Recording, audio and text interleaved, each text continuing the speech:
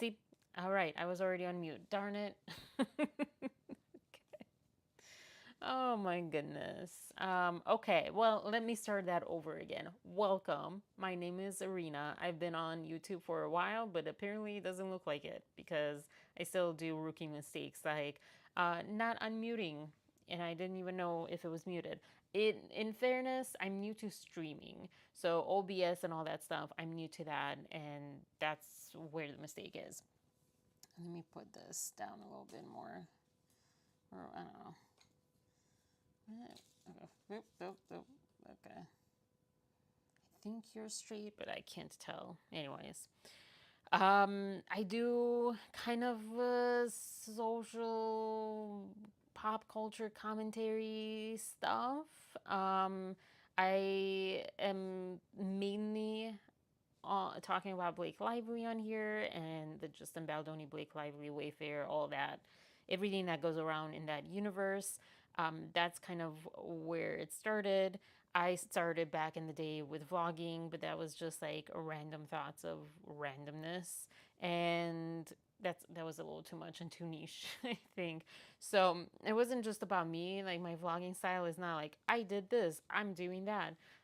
It was like thoughts that I was having or whatever. But yeah, anyways, that didn't go anywhere, and I burned out, and it's not really. I was always frustrated. Like it wasn't really what I wanted to do, but I had started just to like start. Better start than not.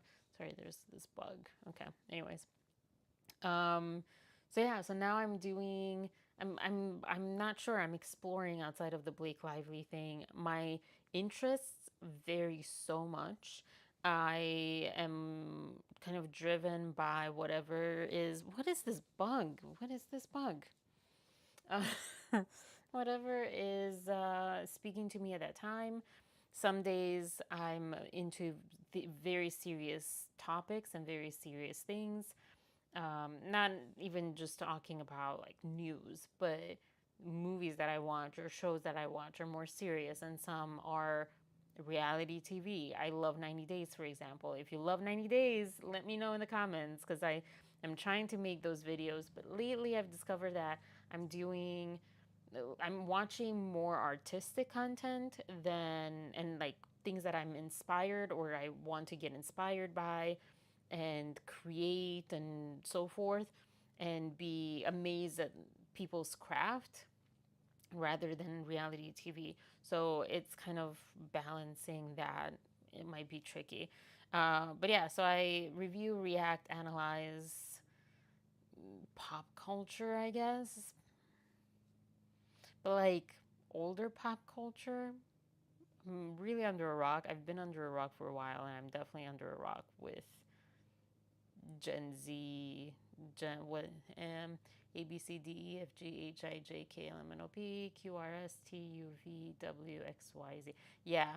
So generation Y and Z, I feel like I struggle with, but X, yeah, that's where I'm at. And yeah, I started kind of writing down a little intro. I didn't really keep to script. I just kind of told you stuff. But yeah, I have on here like this is not a podcast. The reason that I say that is because I really love interacting with the chat. This is going to be different, obviously, because this is a new time slot, new time everything. What is this? Just like random. What is it? Is this chocolate? Anyways, um,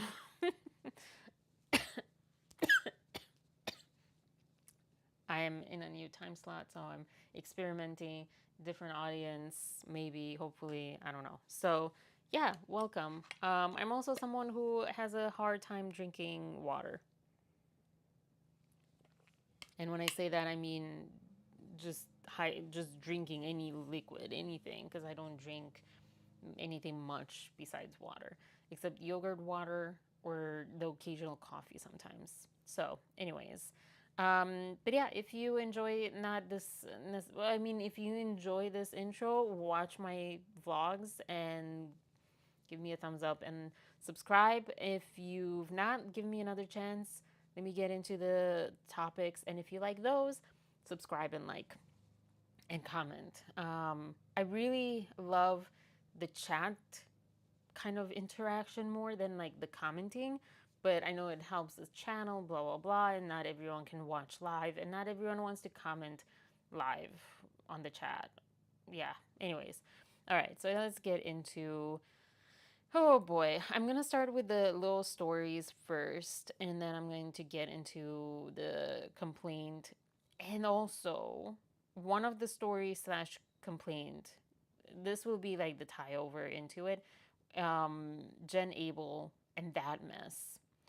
All right, but anyways, so let me.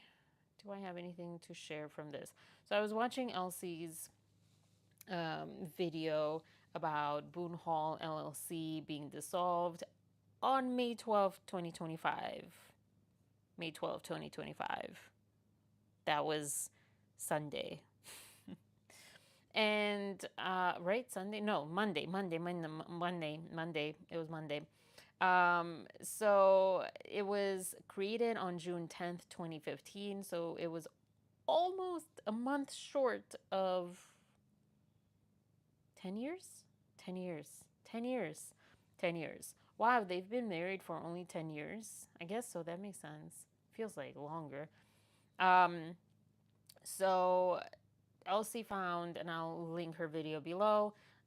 She found that a couple of things that Ryan's obsessed with the Notebook, which I have so many questions. Like this person, I don't know who this person is. Anyways, he's obsessed with the Notebook, and that's much more likely where they got this plantation from and why they wanted to get married on this plantation, because that is the scene, the exterior of the house of one of the characters. I know I've watched it. I know the story.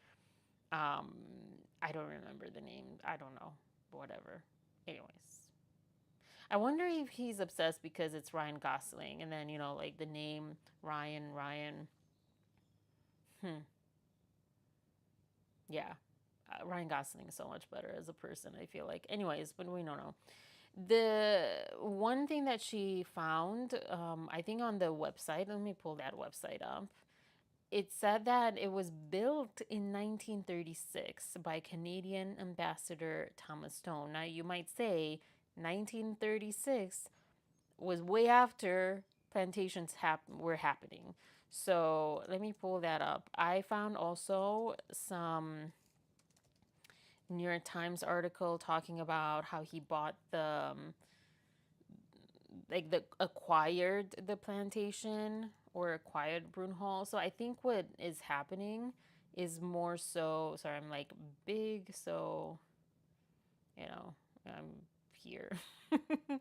I think like he acquired the property and then he not renovate. I kept saying renovated, restored it. But yeah, so let me go into the Boone Hall Plantation and Gardens. Oh gosh, it's so weird that they still use that name. If you're trying to rebrand and keep your land and keep, I mean, it is beautiful. But if you want to rebrand, you know? I don't know if she found it here. So it has house tours, tractor tours, Black History in America exhibit, sleeve history presentation. Okay, so I don't know. Like, part of me wants to go and see exploring the Gullah culture. Part of me wants to go visit. If if you want me, no one will. No one will support this trip. But if you want me to go and visit for myself to see, I'm curious because there's a way to do this tastefully. There's a way to indeed honor the history, not in the sense of honoring the plantation owners and that side of it, but honor the history, like never forgetting and educating people on it. There's a way to do that. So, yeah, I don't know that I would keep the word plantation in the name at this point in history when that's really not a very great association. Um, but yeah, part of me really wants to go down. Where is it? North Carolina, South Carolina, South Carolina, to go and visit and see for myself, like, what do they say? What do they show on these tours? What do they speak about? How do they speak about it? Is it respectful, or is it just holding on to, you know, the antebellum South situation? So, um, tour. I wonder if it was in the FAQ. I don't know how you call it. How you, I don't know, whatever. Let's see, what is the goal of prison? Is the culture and language that arose from the enslaved people who were brought to the low country from West Africa. Each presenter puts his or her own unique touch on the presentation. Right now, the presentation takes place this. Okay, that's not very okay. It doesn't really say. Anyways, somewhere she had that it was bought by this guy, and it seems like just restored. So let me read with you guys this because I just pulled it up literally before coming on. Excuse me. This is a digitized version of the article, the Times printed, and it's in its archive. So May 30th with 1935. Oh wow, okay. So this is like back then. Thomas A. Stone of the New York City, former Canadian diplomat, has bought Boone Hall plantation near here, including about 4,800 acres with the so-called. Sorry, let me start that again. Thomas A. Stone of New York City, which to me I'm like, so he's Canadian, former Canadian diplomat, or like, yeah, no, he's Canadian and a diplomat, not an American ambassador to Canada, but a Canadian ambassador in America, I guess. So he's in New York City, Canadian. Ryan Reynolds, Blake Lively live in New York City. They're tied. All of these three entities are tied to this plantation. I think there's more to the story than I feel like there's more to the story. Like, is this a great grandfather or something? Or grandfather? No, it can be grandfather, right? Okay. So Thomas A. Stone of New York City, former Canadian diplomat, has bought Boone Hall Plantation near here, including about 4,800 acres with the so-called Cathedral Grove of pecan trees, one of the largest in the world. The price was said to have been $60,000.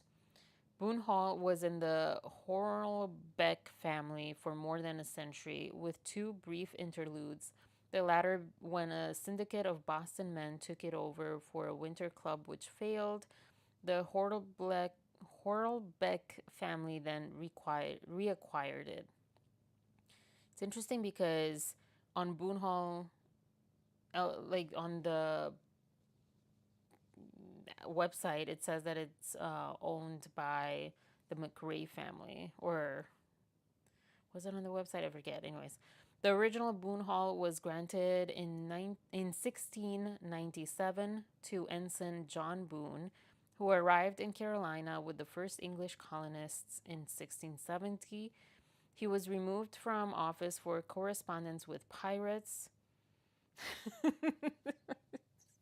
I'm sorry. Yeah, this existed. It just sounds so like a movie right now. The original slave quarters and the Boone family vault remain on the place. Mr. Stone plans to develop the place for a winter residence. So this was in May 30th of 1936. This is what I found, the first thing that I found. Um, this is the website that I had here. They don't have an about section. which is, it drives me crazy.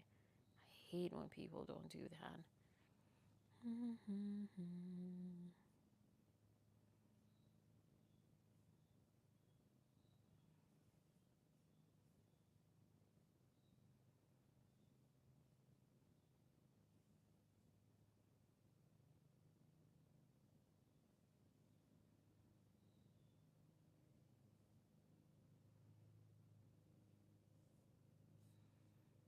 That's so weird. I think there has to be an about section. Maybe they took it down or something. So frustrating. Not just for this. I'm just frustrated with that kind of stuff all over. Everyone has different ways of doing websites. I don't know.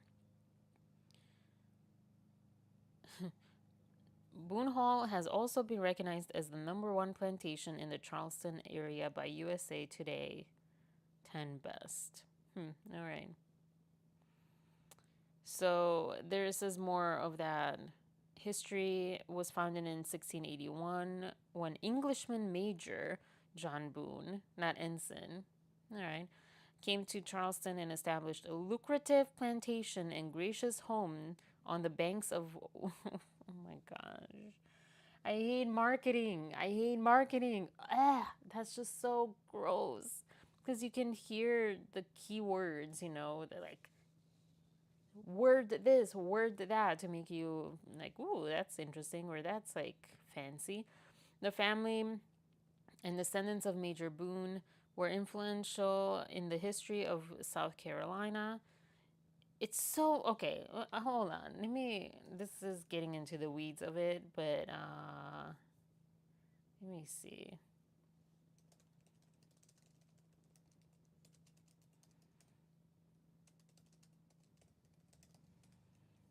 Is there a difference between major and ensign? Because clearly we saw in a New York Times article from back then that it says ensign. So, wow, ChatGPT is really, really slow.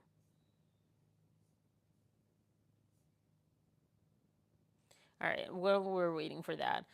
The family of descendants were influential in the history of South Carolina, the colonies, and the nation. In 1743, the son of Major John Boone planted live oak trees, arranging them in two evenly spaced rows. This spectacular approach to his home symbolizes Southern heritage and will take root in your memory for many years to come.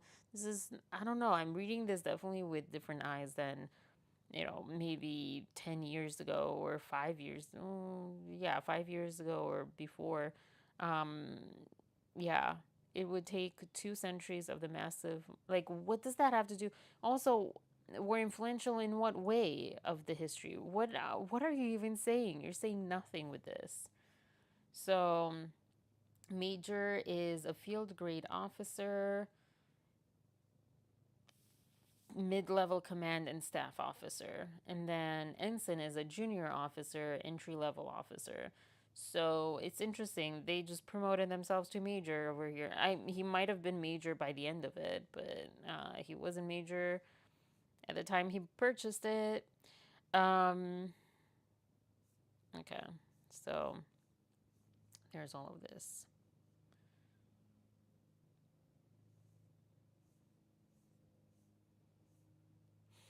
All right, so yeah, I don't know. It's not necessarily like, oh my gosh, that's super interesting, but I feel like there is like such an interesting coincidence that this Canadian ambassador that was in New York City at the time that he bought this plantation is Canadian, and Ryan Reynolds is also Canadian living in New York City, and clearly some sort of, I don't know, obsessed, but definitely interested in this plantation. Um, there's connections that I just can't place.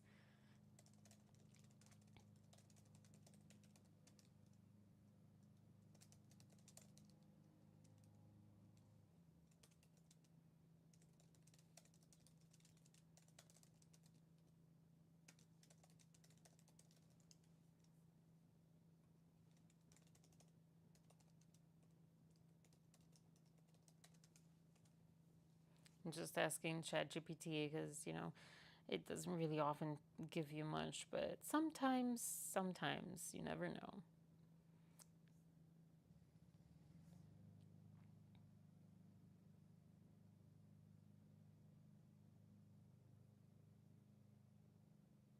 So it said that there is no evidence of direct relationship between the two individuals.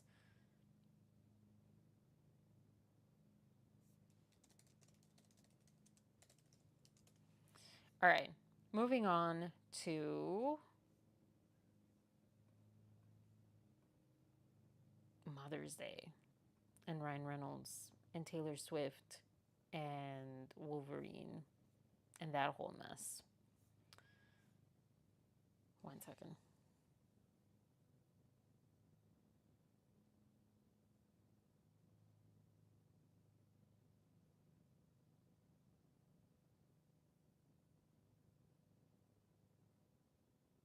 Okay. So there is seemingly no familial line, nothing that connects them. But it's such an interesting coincidence to me. Like, it's such an interesting coincidence. The other part that could be less of a coincidence is maybe Ryan, they love the notebook, they, or he loves it, I don't know, whatever. They love this place. They found out it's also was purchased by a Canadian diplomat at one point, so they're like, great. Excuse me, even more significant or symbolic to them, and then maybe that's the relation. Now, yeah, I don't know. Again, this goes to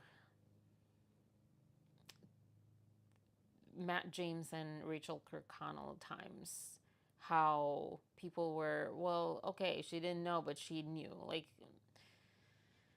I think he was old enough, Ryan Reynolds was old enough to be a lot more aware of things back in 2015 because he's like 10 years older than me or so.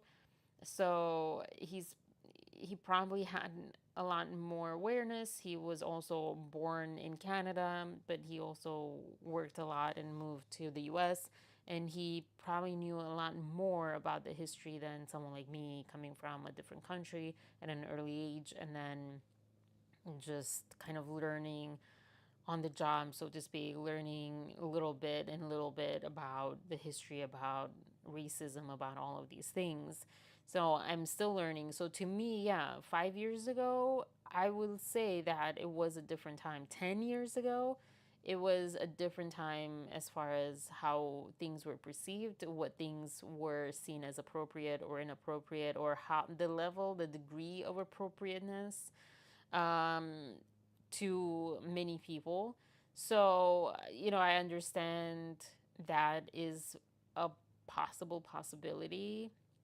Again, they have less of an excuse because they were older or he was older, and he was also more likely to know the history and the consequences, and not the consequences, but yeah, like the heaviness of doing something like this, than like Rachel Kirkconnell or even Blake Lively to an extent, even though she probably, I would say she was younger, but she had definite roots in American history, like, so, um, and privileged and all that. So, yeah. Um, yeah. So I don't know. I don't know if there's like a very deep conspiracy to it all, but it doesn't look good. And maybe and the fact that they didn't even know or they didn't even remember creating this LLC, why did they create it in the first place? Where were they going with it? You know what they could have done with it? If they, let's say they didn't know, they didn't think, they were ignorant, they were privileged, they didn't think about what it actually meant to do this wedding in this place and other things that they did. And they realized, let's go with that. They realized it. Hold on. Oh, sorry. And they're like, okay, let's pay some money to, the NAACP. Let's do this. And then this this LLC was created before that, And whether or not they, I wonder if they created it for the clothing line. It might have been. Um, but they could have, when they realized, oh crap, this is not a good look, even if they don't care, even if they don't care, I'm gonna be pretty frank. Even if they don't care and they don't realize, they don't care to be better, and they don't care about races and all that stuff, even if that, at least for the optics, and I'm saying that at least that would have done some good if at least for the optics they would have turned that LLC with this name into a charity, into a foundation, into something that would give money back to the community that they insulted and that they that they insulted. I don't know. Sometimes I'm like trying too hard to find words. So they could have done that. They didn't. They didn't. And I don't understand what happened with it. I don't know why it was created. I'm sure Elsie will probably find it because she has a bunch of associates. Everyone's like working on this. And then, between everyone on YouTube and their followers and their watchers, someone will come across something and we will know at one point for sure something from one of the creators. Um, but yeah, like it's interesting why they created it. It's interesting that it's kind of been like a ghost LLC, that they create so many LLCs. And ooh, that is a pretty picture. Sorry, on my TV, because it's really much easier to take a picture of it than to switch the camera. Isn't that really, really cool? That's pretty cool. Anyways, so yeah,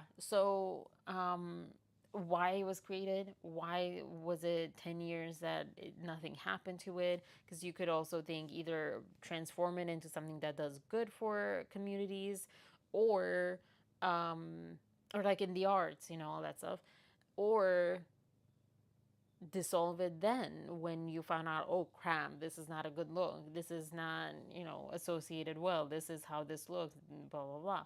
So yeah, doesn't look good, doesn't look good. And then it took us to let you know to dissolve it, or not let you know to dissolve it. We didn't say that they should, we just were like, whoa, what? Anyway, so moving on to the Taylor Swift. Okay, I need to, because I'm trying to get out clips from these things. I need to do a better job to be a little bit more on it when I'm speaking. Which, no pressure, which exactly is pressure and exactly what will make it harder for me to do so. So, I tried my best to find this clip, but I couldn't find it. Blake Lively, Taylor Swift is speaking, or people are speaking on her whatever. It is currently, headlines are currently saying that Taylor Swift did not have any involvement whatsoever in the casting in the movie, any movie decision, anything, anything, anything. So either Blake was lying, which also horrible for her trial, I would say. I know character is not necessarily um, anything to do with it. You have to present facts of actual things. But I will say that when you're proven to have lied about someone's involvement, that's kind of related, I would say. Anyways, um, I don't. I thought I found it originally on Melanie's YouTube. I couldn't find it. I couldn't find it on mine, on all of mine videos, my previous lives. I don't remember. It's everything's kind of merging together, but I remember it was an audience shot Q&A sort of thing for It Ends With Us. It was Blake Lively on the stage. It was like all black and dark, and she was talking about how It Ends With Us got My Tears Ricochet and other um, songs or whatever. And she said, Blake Lively said, in her own words, with her own voice, and I will, as soon as I find it, because I will find it after this, I'll share it. She said she lived this experience with me. It was that's maybe a little slight paraphrase of it. That is not what I took from that. Is not, and it's very up to interpretation. It's not just, oh, she made these decisions with me and so forth, which she kind of alluded to as well, but also that she lived through the so-called hell that she has explained, Blake Lively has explained, the last 2 years have been. So in her words, she's at least insinuating, if not saying, again, I need to find that clip, not saying directly that Taylor Swift was with her the whole time, knew about everything, knew about all her troubles, all her pains, all her issues, everything that was happening, not just creative ideas or so forth. Um, yeah. So let me share this. When Jersey pulled this up, talking about how Taylor was, I said heavily promoting Deadpool and Wolverine because Taylor doesn't promote many things. So when she's promoting something, it's pretty heavy, relative to how everyone else would promote it. But yeah, she was promoting, which she included she included the tickets over here, the link to the tickets. You can see, I'll show you in a second. And wrote this pretty big,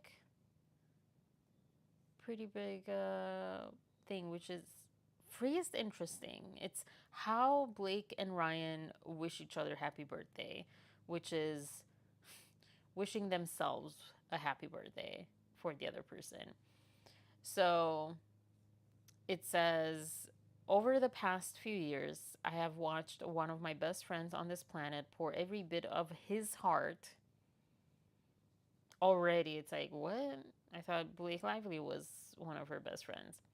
Of his heart, soul, sweat, time, energy, jokes, pain, joy, rebellion, darkness, and magic. I hate those commas. Into this film. He's created the best work of his life, and doesn't look great right now. Those words don't look great now. And this film feels like an actual joy portal. Really? Mocking not just one man, but just generally men that are feminists. Like, really? That's a joy portal for you? Okay. A wild escape from reality and an abs sandwich. I don't know how he did it, but that's just Hugh for you. Do I think that she's really speaking about Hugh Grant? Hugh Grant. Oh my gosh, here I go. Yeah, Hugh Jackman. I'm not convinced. I don't know who she's honestly speaking about. Again, this is the style that I've seen with Blake and Ryan talk about, like, um, maybe I can pull one up. Talk on Instagram, wishing, like, Blake wishing Ryan a happy birthday, but just including a picture of her, or vice versa. And I don't know who does it most or did it. Like, I don't, they've also been taking things down from their from their Instagrams, so who knows? When are their birthdays? Man, my laptop is like all over the place. Everything's Mint Mobile. Wait a second.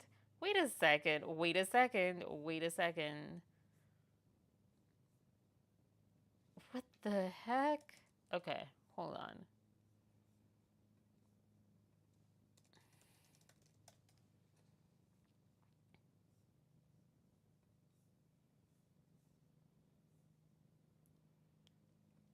Okay, so before I go on with that, everything, like, that's, I guess, one thing with Blake, but it's not because it's about the Wrexham thing. Uh, I mean, look at this. The first picture is not him hugging Blake or anything. I don't know who that guy is. Maybe his partner in all of this. It's Mint Mobile. It's him. It's like literally this has not what? Okay. I sound like everyone else on YouTube right now, but seriously, this is really I hate when people do this, honestly, in all honesty, in all frankness and whateverness. I don't think it's a good sign. I would say, I mean, he has Taylor Swift. I would say that is like, did he take things down with Blake or did he just not post with Blake? This was like when they saw Taylor Swift. Like, he has one tiny picture with Blake. This is it. In which he looks really creepy, but we don't all. Who are those people? What the heck? This is so weird. But yeah, I would say it's a red flag if someone doesn't post their partner. I know sometimes people just don't do that mutually, but if it's mutual, great. But if I no, I take that back. I don't think it's good. This is so crazy.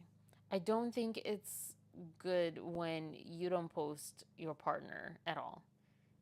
I unless you're like, just a corporation or corporate person or whatever. I mean, look, he has like, this is not Blake Lively though. Um, this is so crazy. This is so crazy. This is really sorry. I'm stuck on this. Sorry, you're in this with me. Oh my gosh, there's going to be so much editing for the clips that I'm extracting from this. So the first Blake Lively picture is December 2023. Huh. Blake Lively and Taylor Swift, according I think to Shirsty, they don't have pictures since 2023. Blake and Ryan don't seem to have many pictures since 2023 together on his Instagram.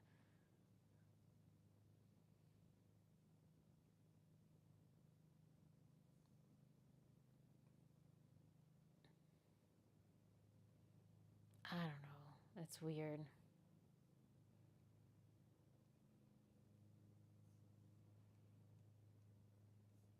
Is that the trainer guy? No, it's him. Yeah, it is him. Okay.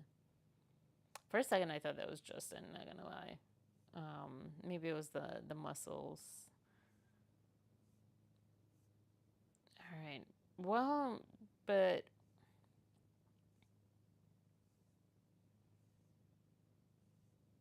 okay. So I guess it was maybe on Blake's Instagram. I just remember. Maybe I'm just too old. I remember when she would, or they would like wish each other happy birthdays. Oh my gosh, I hate this loading. Wish each other happy birthday by like cutting the other person out, pretty much. I feel like something did change with this movie. Maybe they just decided to be more private. I don't know, more businessy.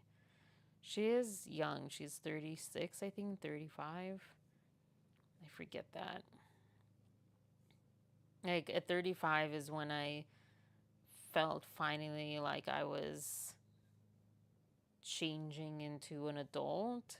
I was watching, I don't know what I was watching, talking about this.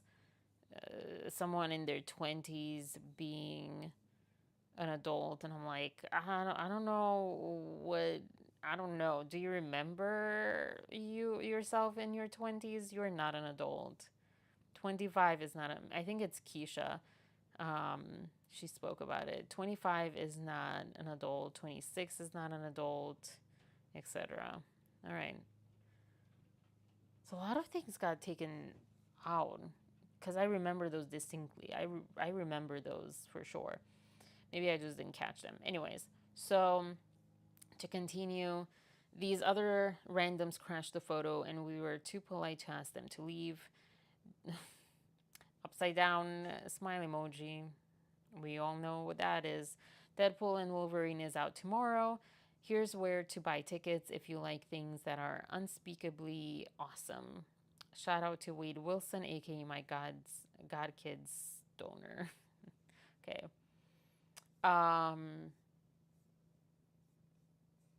Why did Taylor Swift promote Deadpool and Wolverine and not It Ends With Us at the same time? My theory, I know Jersey said, well, did she know that Blake was crushing on Justin or whatever, and it wasn't true what she was alleging now, etc., etc.? Yeah, that's one theory.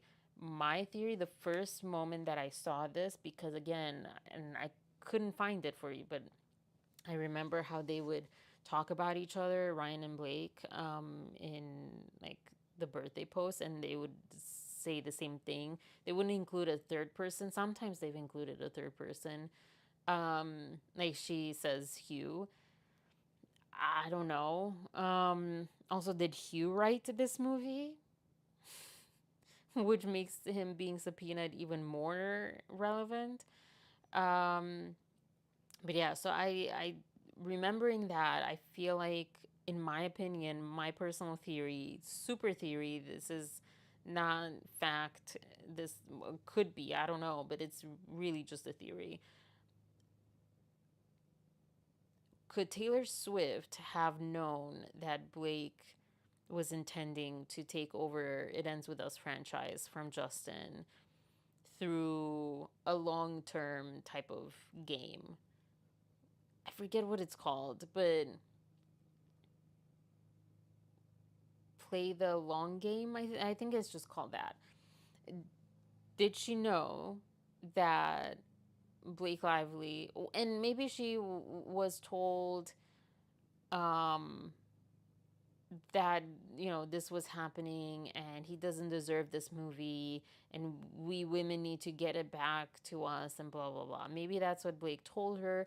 Maybe she didn't. Maybe Taylor Swift believed that. Maybe she didn't. These are all not even allegations. I'm not even alleging. I'm just literally just theorizing with you guys. This is just pure theory, um, and opinion. So yeah, it could have been that way. But yeah, like I wonder if Taylor, one way or another, knew that Blake was playing this long game of taking the franchise, It Ends With Us franchise, away from Justin by any means necessary, and that she knew in 2023 or 2024, she knew that Blake was intending to sue Justin. She wanted to distance herself from that narrative. That's a brand of hers. Literally, she says that in her one Look What You Made Me Do music video at the end. Please excuse me from this narrative. Um, Either because she supported her friend Blake or because she was not supporting of her friend Blake. I don't know, but I wonder if she was. I wonder also if Taylor Swift didn't promote It Ends With Us, knowing all of those things, supposedly theorizing, hypothetically. Man, me and words today. And she didn't promote it so she wouldn't give more money to Justin. Maybe she didn't know necessarily about a lawsuit coming up, but she's like, yeah, this guy doesn't deserve the money, doesn't deserve my attention because Blake told her stuff. Again, there is no place on this earth where Taylor Swift is not somehow involved in this as either a friend, her best friend that she lived the whole movie experience with her, with Blake, or even someone who helped her make creative and business decisions. I don't see anything. I don't see. There's like friends that are not involved, but I don't see this the way that it's showing right now. There is no doubt that she was somehow possessing some knowledge of something, and it's not that pretty. It's not that PG. It's not that nice. It's not that wholesome. But that's my opinion. That's my theory. That is not anything that's been proven one way or another. Um, but yeah, I just wanted to share that because I felt a little differently than Kirsty. I thought, well, I think Taylor might have known, might have her BFF Blake might have told her some things, whether she was telling her, her perception or her lies. I still don't know which one it is, about Justin. And Taylor was like, yeah, I'm not supporting that because he doesn't deserve that, etc. Or, and you could say, well, yeah, but wouldn't she support her friend because she was still part? No, because if she knew, especially, again, this is opinion and hypotheses, if Taylor knew hypothetically that Blake was going to pursue some sort of legal action or some sort of action, um, then she would be like, no, I'll just give her the support at that time, and I'm going to refrain from this one. And also because I mean she's okay money wise and all that, she's okay. But it could also be that Taylor didn't support her best friend because she didn't agree with what she was made aware of or whatever. I don't know. I don't know. What is weird though, but not necessarily, is the statements that are being made on her behalf right now, on Taylor's behalf, trying to exclude herself from this in a way that is not sounding genuine and authentic and truthful. Yeah. Um it does. I don't know. I don't know. I don't know what to think about that because it can mean that she does support Blake, but then she would have. I don't know. I don't know. I don't know. I think she's definitely scared of her own brand being tarnished because either way, I mean, unless it was like foolproof that SH did happen and she knew that she had the evidence, then she would probably stand behind her friend.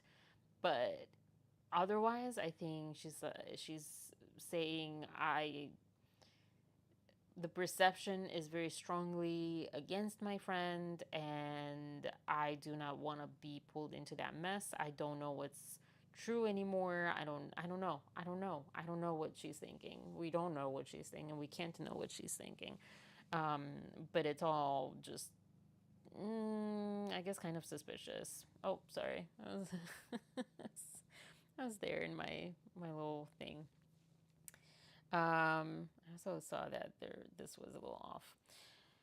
So that's that. And then, wow, this took longer than I expected.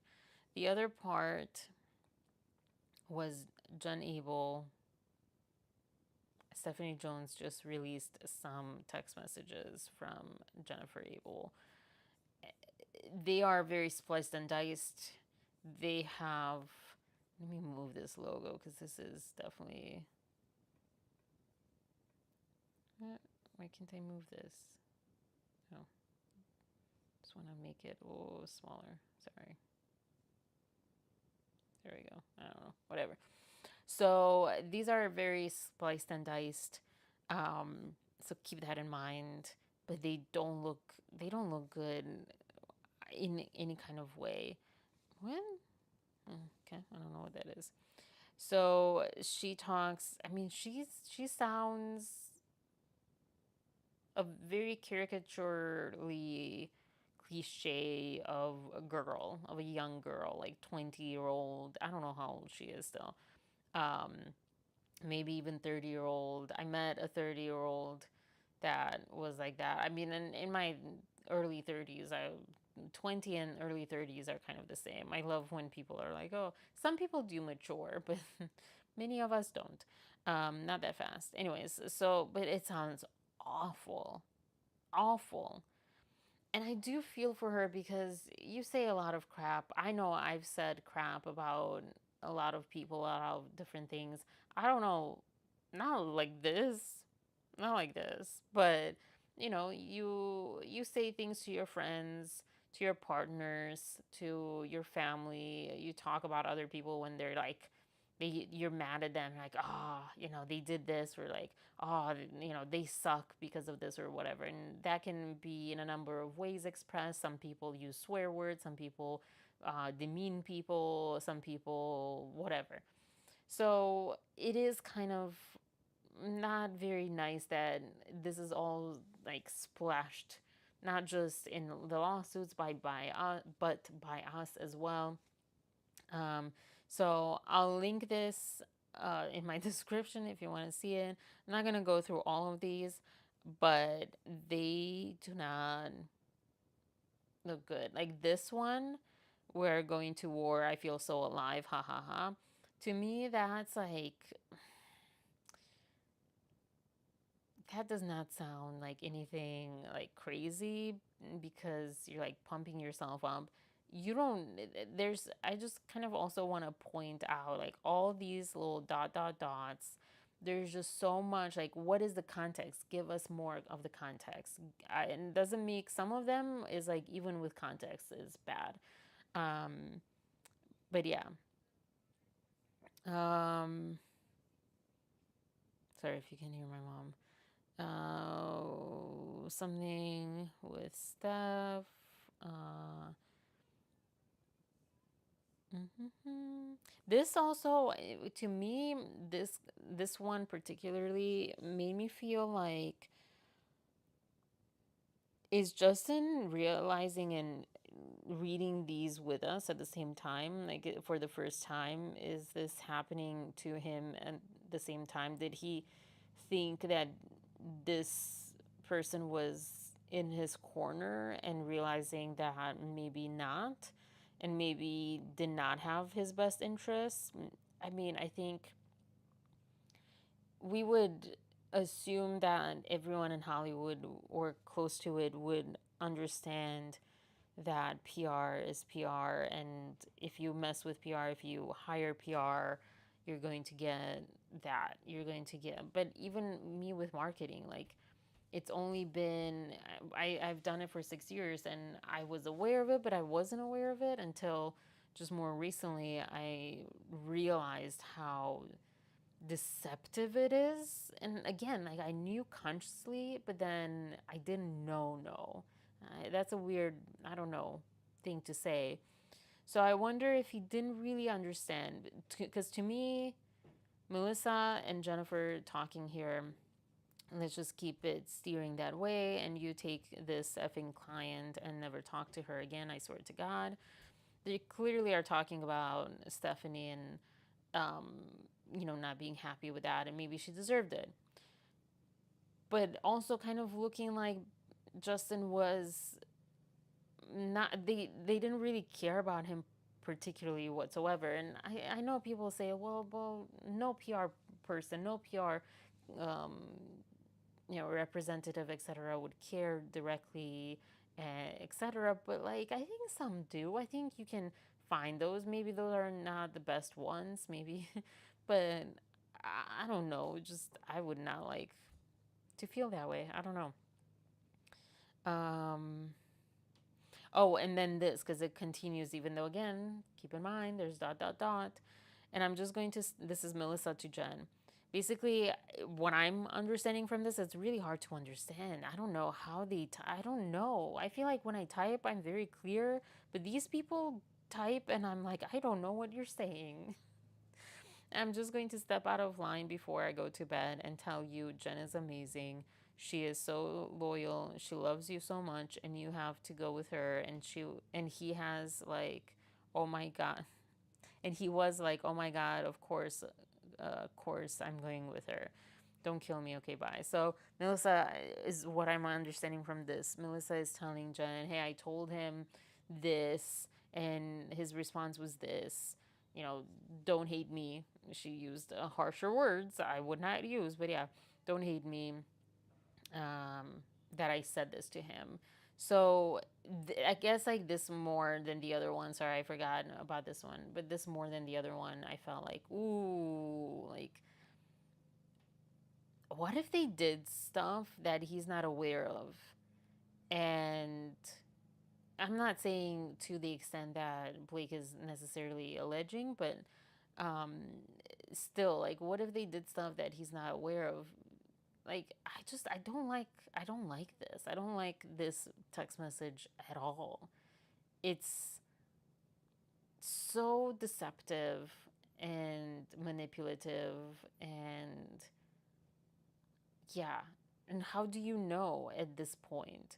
How do you know Jen Abel is better than Stephanie Jones? This is like my thought. And I mean, this is exactly their intention as well, to make us question her. But I mean, I'm not gonna, you know, be biased here. Like, this is not looking good. I feel like there may be two peas in a pod at this point, or three peas in a pod. I don't know. Just PR. So ugly. So bad. This thing was confusing. How I don't understand how this proves that. Um, what are they alleging here in the document? Sorry. Um, she facilitated and regularly communicated with a Business Insider reporter, including through at least 4 phone calls, one more than 27 minutes long. Which, how are we still getting this information without explaining how this information was obtained legally? Because then, if it wasn't, then all of this will have to be discarded, right? Striked. If if the subpoena was illegal. Anyways, one more than 27 minutes long. Okay. And numerous text messages with the reporter, and text messages coordinating the reporter's outreach to others to actively undermine Jones's reputation and Jones' work business through a hit piece about Jones' work. Uh, and I don't understand how this is them working against her if they literally just warn her.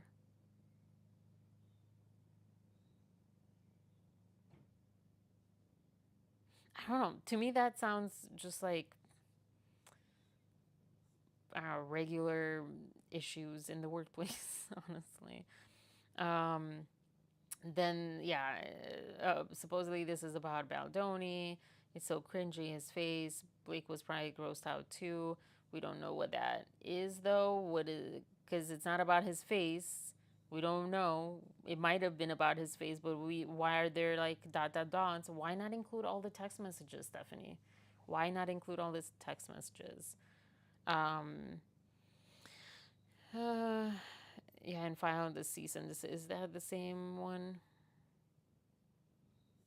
423, 423. Yeah. Um, that's an interesting one. Can't stand him. Is so pompous. A men's retreat during release. That's not great. I also kind of really understand, especially of how he spoke about this movie and how he wanted to make it for men to question themselves before doing such atrocious acts. I understand why he wanted a men's retreat. I think it was such a mismatched. I think the idea he had, the story he wanted to tell, the social movement he wanted, or, you know, I don't know if you can call he wanted a social movement, but yeah, like the change he wanted, the impact he wanted the story to have, and the story that he wanted, you know, to be put in question and so forth. They were good, but they were maybe with the wrong.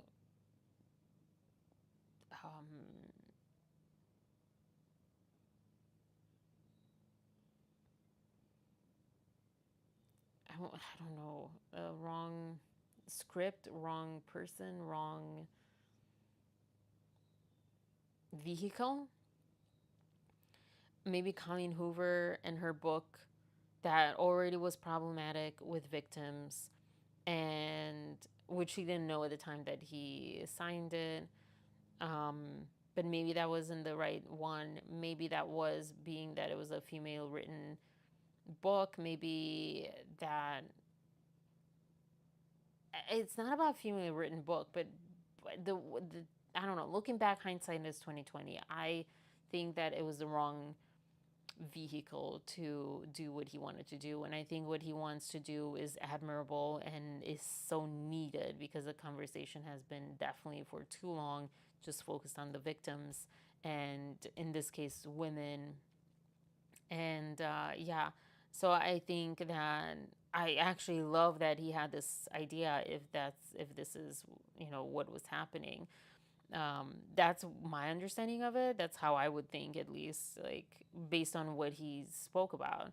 But they obviously, I mean, he's not really talking to like the brightest of the bright over here. Like, as far as like, these are young girls, they don't really know. Um, yeah, I mean, that's very clear. Yeah, and being off the grid for the summer because he's so overworked. Like, you calm down, Jennifer. You don't know. Oh my gosh. You're not that important, and nobody gives an S how hard your life is. Wow. Man, she's nasty. Man. Ew. Ew. If anyone looks bad from that, is Jennifer, not him. That is so horrible. That is so disgusting. I've seen people, though, of all ages, and specifically women for some reason. I don't know why. Maybe because we teach men to be avoidant and kind of just stuff things down. I don't know.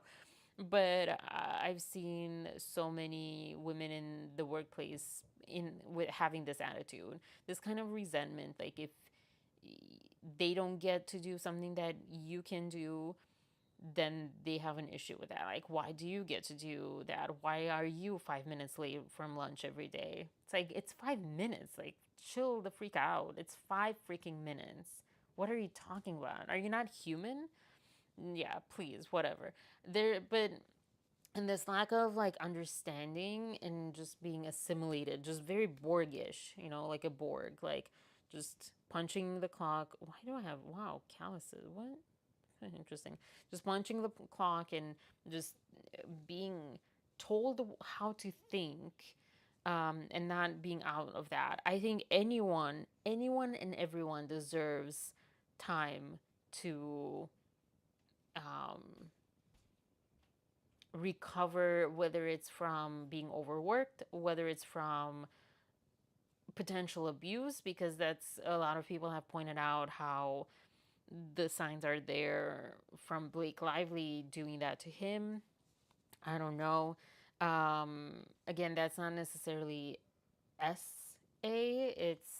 Um, it's just kind of narcissistic type of thing. It happens a lot in workplaces and in society. But yeah, like whether it's that, the manipulation and the gaslighting type of things, and maybe he realized like, whoa, like I didn't realize when it was happening. But like, and someone who is feeling and who is not avoidant, not pushing things down, who confronts things and feels and actually lives through the stuff, it could be affected a lot. So like, chill out, chill down. I wanted to say chill down, Jennifer. um, who are you to say that he's not overworked, and that, like, it's just what? I don't know. Anyways, I said that I wasn't going to go through all of these. But yeah, I have thoughts, I guess. Um, he may fire us because even if we put together an amazing campaign, it's not going to change the fact that he's so unlikable and unrealistic as a leading man.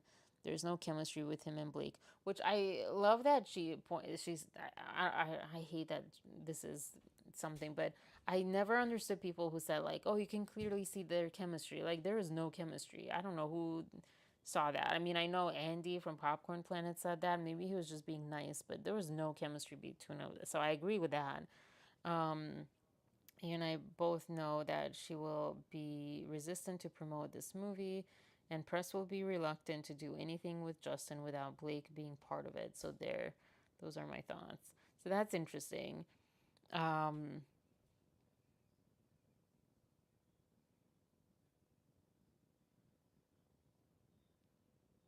Man, I feel like we've just like scratched the surface. And then she talks badly about Melissa Nathan. She's a piece of crap. I mean, that's maybe the worst thing she said about anyone, honestly, in here. Um, this looks so bad in my own layman brain. Like,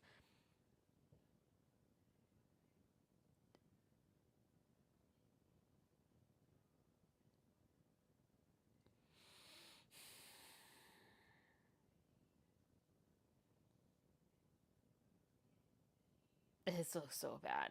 What I'm interpreting this as is that she has basically she forwards her emails or blind copies or CCs, directly copies or whatever emails with clients and things to other domains that she has.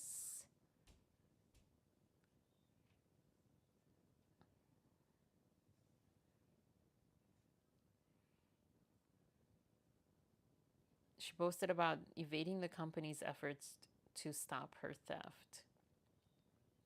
Yeah, that looks bad. I think that's kind of it, right? Oh, there's a few more. Um, and then she talks bad about Blake Lively.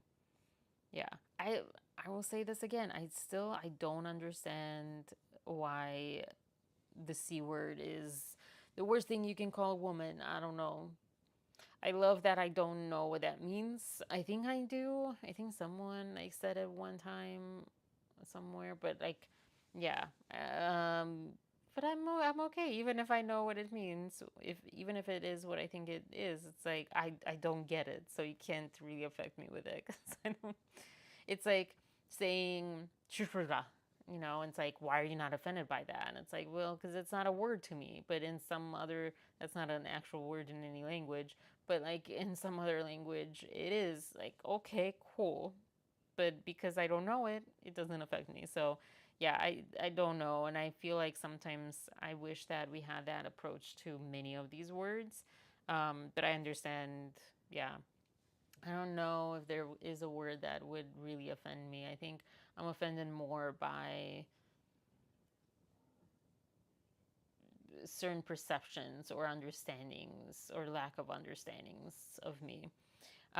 Anyways, so last, last and least, oh gosh, these little things.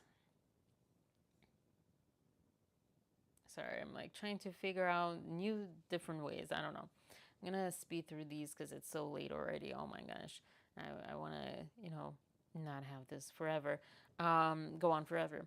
So I thought it was related to Monday's live, and I don't remember right now. My brain is not ready to be streaming and to be on it. Like, my brain's like, wait, this is what we do at night, not in the middle of the day.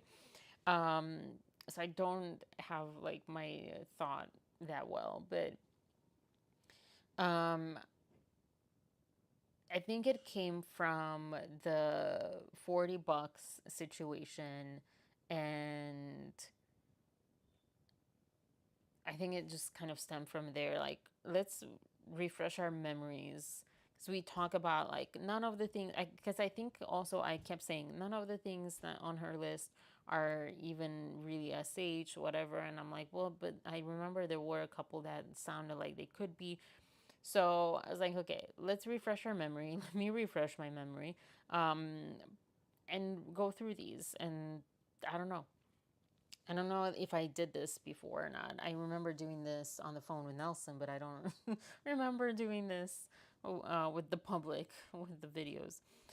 Number one, no more showing, and also I don't know where this list came from, but okay.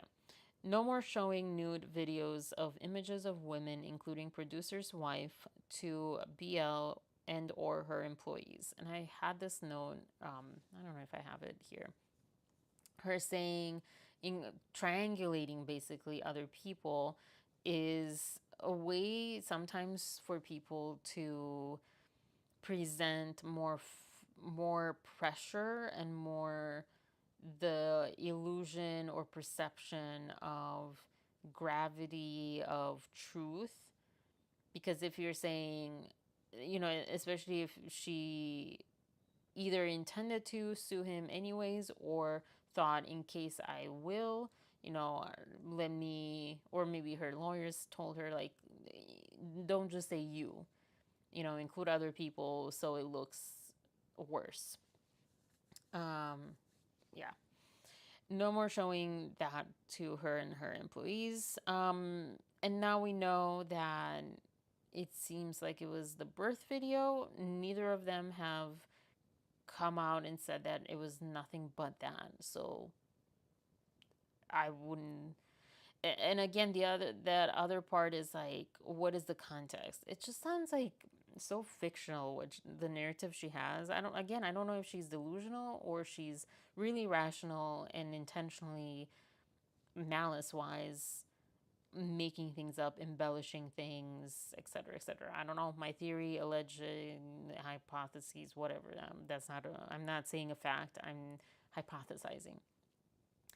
No more mention of Mr. Baldoni's or Mr. Heath's previous ography addiction or Blake's lack of consumption of this to Blake or to other crew members.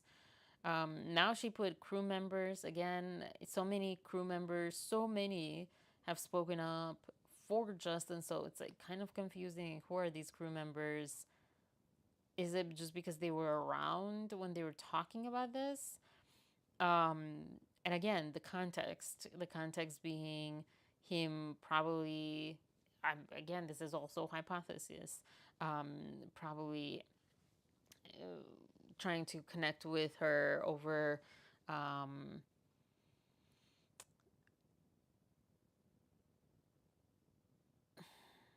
not over this, but like, when someone's showing you that, hey, you can trust me and let's build rapport and let's build a connection, and you let your guard down, and being that this movie involved DV and things around it, um, maybe this came up and in that kind of sense. So I don't see how this would be SH, but okay. Number three, no more discussions of Blake and or her employees about to Blake, sorry, and her employees about personal experiences with it, including Schmecks, including as it relates to spouses or others. So does she include the things that we saw in that video, the dancing video, where Justin was saying that sometimes he and his wife just stare into each other's eyes? Would she include that in here? About personal experience with Schmecks. I mean, that's not with Schmecks, but like, it's intimacy. No more mention to Blake or her employees. There was also some other, I think there was another comment in that about, oh, no, it was in Blake's. Okay. No more mention to Blake or her employees of personal times that physical consent was not given in schmexual acts as either the abuser or the abused. And this is where my brain started like really being turned on, not turned on, like poor choice of words, like lit up, like whoo, alarm, alarm. Um, because how I'm reading that is he wasn't the abuser, he was the abused. But you couldn't say that because that didn't look like the narrative that she was constructing. And we also know from his story that he was on that side, not the other side. But again, it didn't look good. It didn't fit her narrative, so she had to put the other one to make it seem like he was the first one, although he was the second one. He was the abused, not abuser. So that that was, and that's like really high up there. So that when I started reading this, I was like, what? Hold up. No more descriptions of their own stuffed personal parts to Blake Lively. Whose? She doesn't even say whose.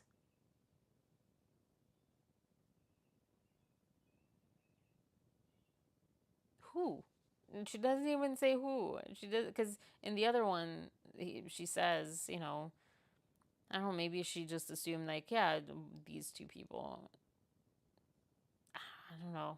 We have to see if that's actually what happened. No more jokes, or, I mean, that would be, I guess, bad. That's kind of bad. Um, would it be a sage? I mean, it depends. It depends on how it is, probably.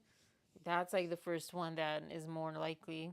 No more jokes or disparaging comments to be made to Blake and or her employees about HR complaints Wayfair has already received on set or about missing the HR meeting. First of all, um, we have seen some receipts that there were no complaints to Wayfair about any of these types of things. And there seemed to be kind of no official complaints of anything, or except for that one person that didn't get hired or something, saying ageism or something. I don't know. But it doesn't mean that they're not there. But again, they could have led with that. I don't know. But about missing the HR meeting,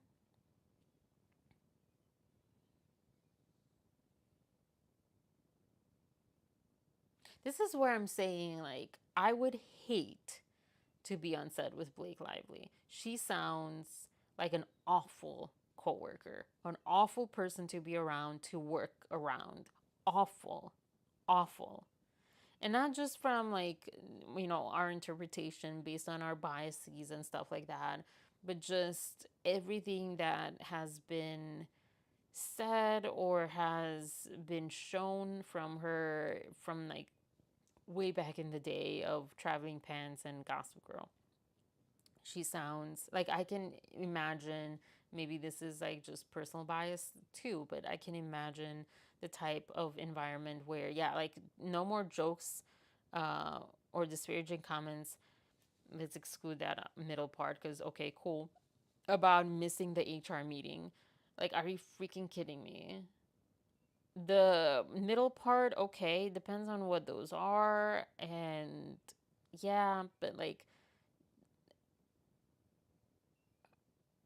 it just feels like she's like, don't be human. No one be human here. We're just.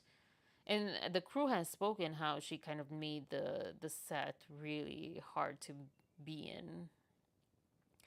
No more inquiries by Mr. Baldoni to Blake's trainer without her knowledge or consent to disclose her weight.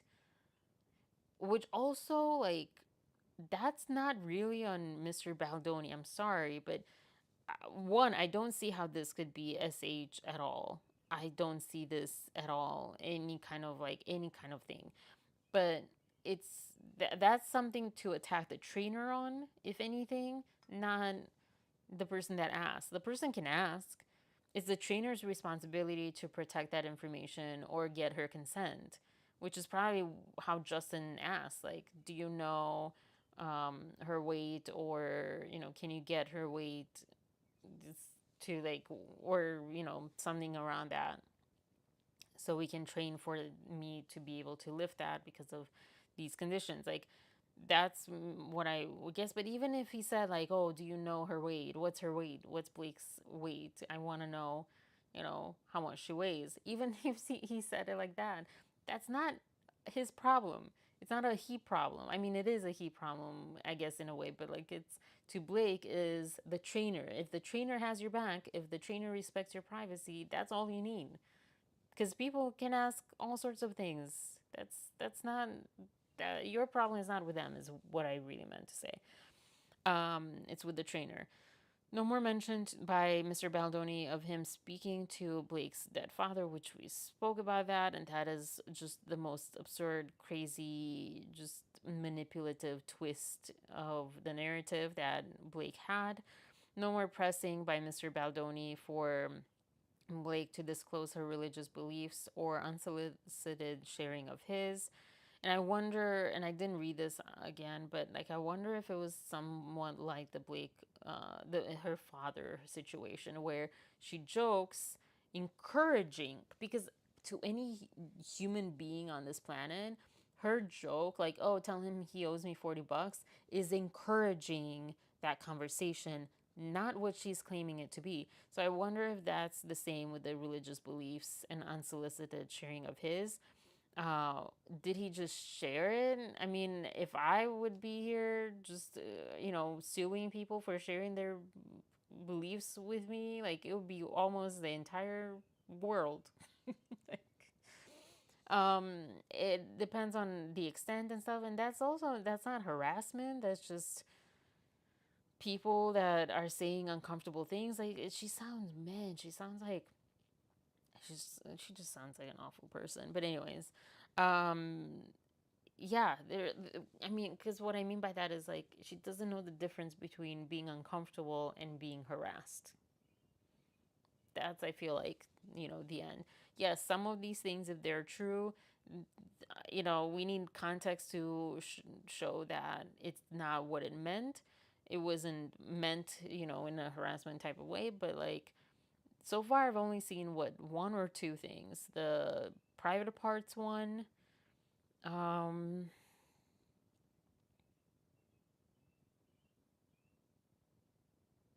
yeah, the private parts one. That's the only thing that I've seen that was like, oh, okay, yeah, that could be something. Um, okay, yeah, no more unsolicited. Okay. If Blake and or her infant is exposed to COVID again, Blake must be provided with immediate notice as soon as Wayfair or any other producers become aware of such exposure without her needing to uncover these later herself, which we've already seen that it was more likely that it came from her husband, Ryan Reynolds, and the set where many of them had COVID. Whereas on It Ends With Us, it seems like it was just one crew member, and it was a crew member that wasn't near Blake. So we'll have to see more. Also, not harassment, not an issue. This shouldn't even be on here or like in this lawsuit. Like, this is so irrelevant to anything that she's claiming. An intimacy coordinator must be present at all times when Blake is on set in scenes with Mr. Baldoni. This is all scenes, is what she's asking. And it's so interesting, Blake.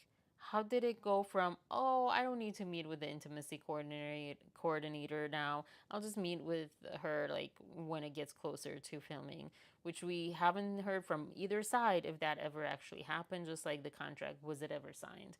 Um, but yeah, any scenes with Mr. Baldoni, why didn't you just not quit, or just maybe she just really couldn't find a way to take over this movie and couldn't let it go. So she's like, I have to stick it out, because I don't even understand if you were this uncomfortable with being in any scene, whether it was kissing or no kissing, whether there was intimacy or no intimacy.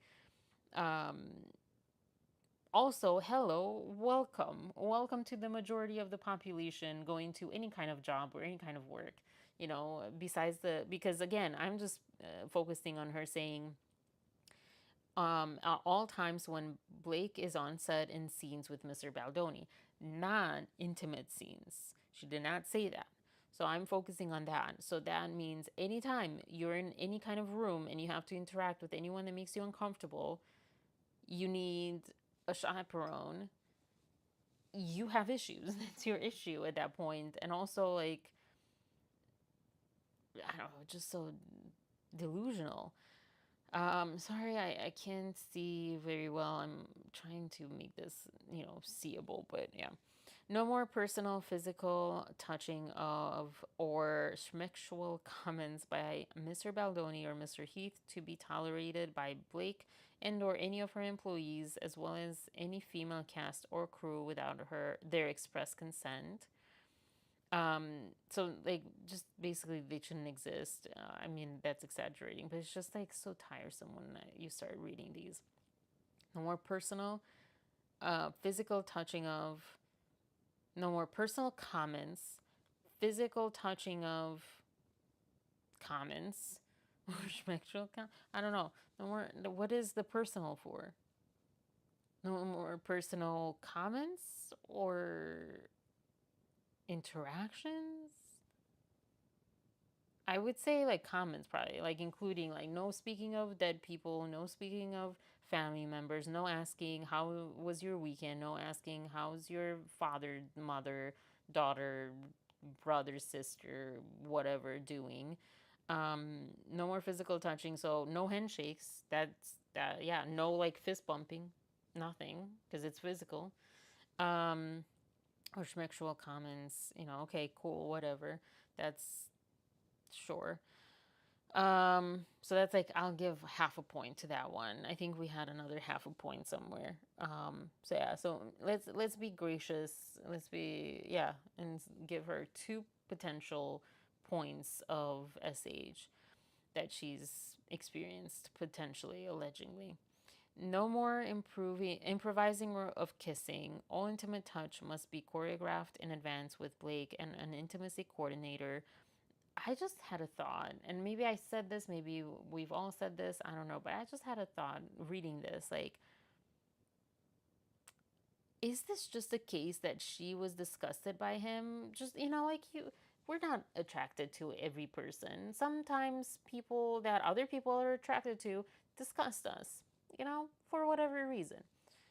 Is this a case where it was like that for her? She wanted, like, just to not deal with this man at all. She did not want to kiss him. She did not want to look into his eyes. She was just so repulsed by him. Not because he was a creep or a bad guy, but just she was just repulsed by him. And she couldn't get away with that. And, the thing that we've talked about as far as Blake being very wrapped up in her characters and living out the situations and either crushing or even having potentially alleged affairs with her cast members, etc., etc.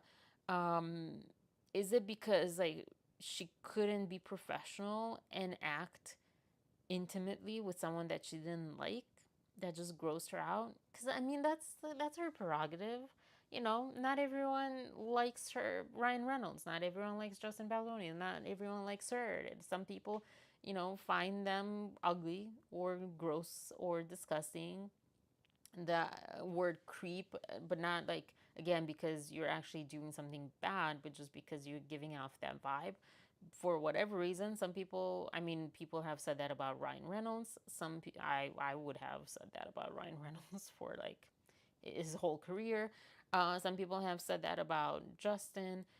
Cool, fair enough.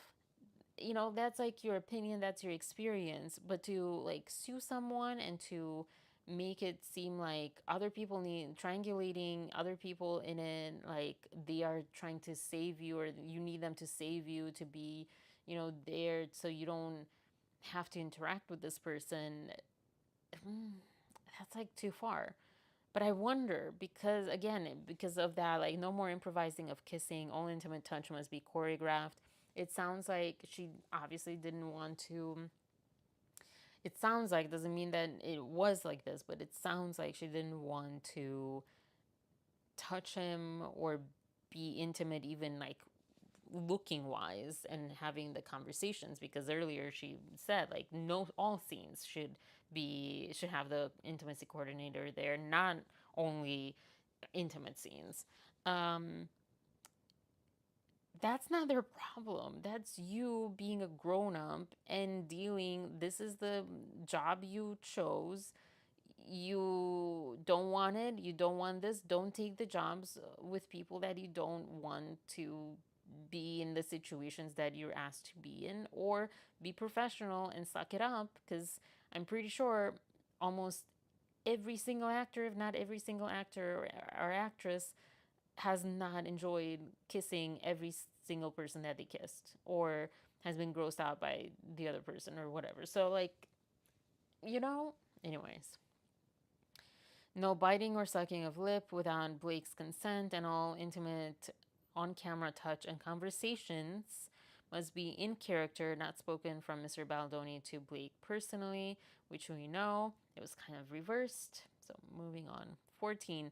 Blake to have a representative on set at all times and with a monitor during scenes involving these activities.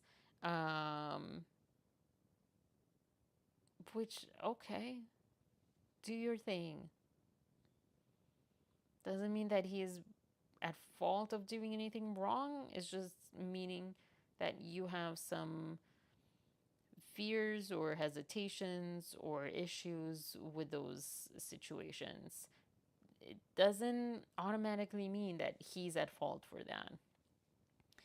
Um, and I say that, and I know, like, yeah, it's very biased how I'm speaking, but like, it's just like, it really is.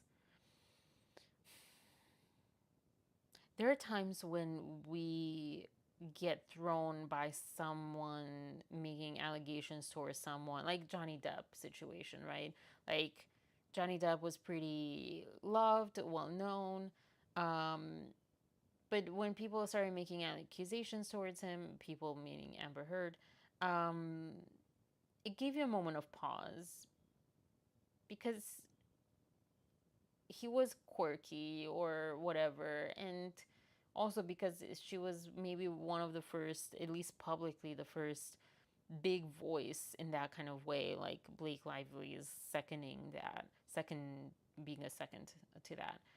Um, but yeah, there's oftentimes, like, there's something in their past or their like the way they present themselves or something that makes you pause. um we have so much footage to the contrary with Justin, so that's why I'm like pretty heavily biased in that sense, I guess, because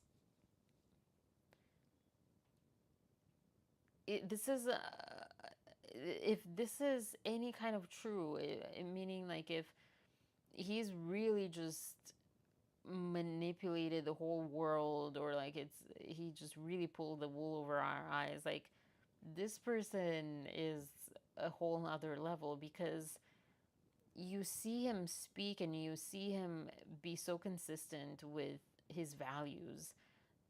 It is really,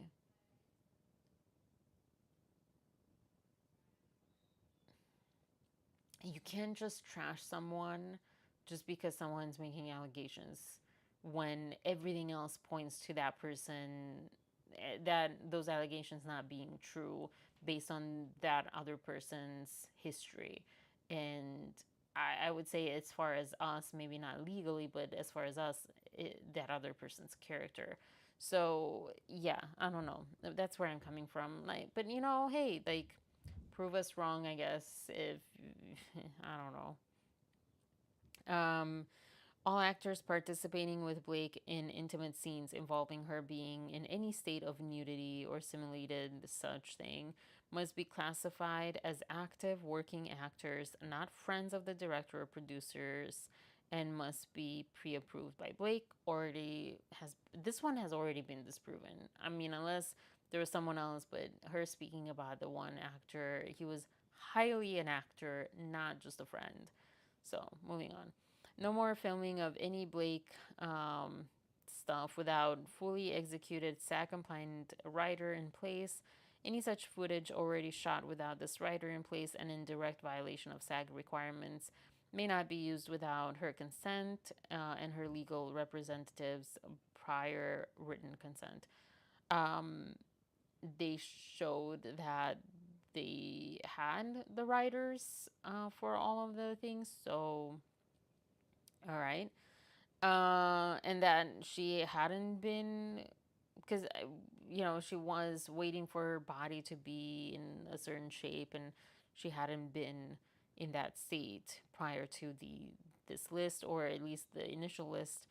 Any scene by Blake or another performer depicting the character of Lily that involves anything like this must be conducted strictly in accordance with the above referenced writer and must adhere to the Blake Lively approved script.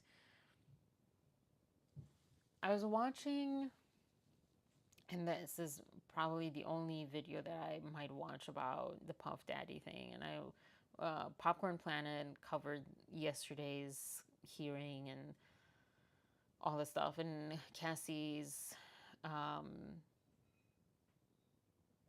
not deposition, oh my gosh, her taking the stand and speaking about it. And two things. One, they were talking a lot about control and how maybe the prosecution is trying to present how controlling he was, like the pattern of being controlling.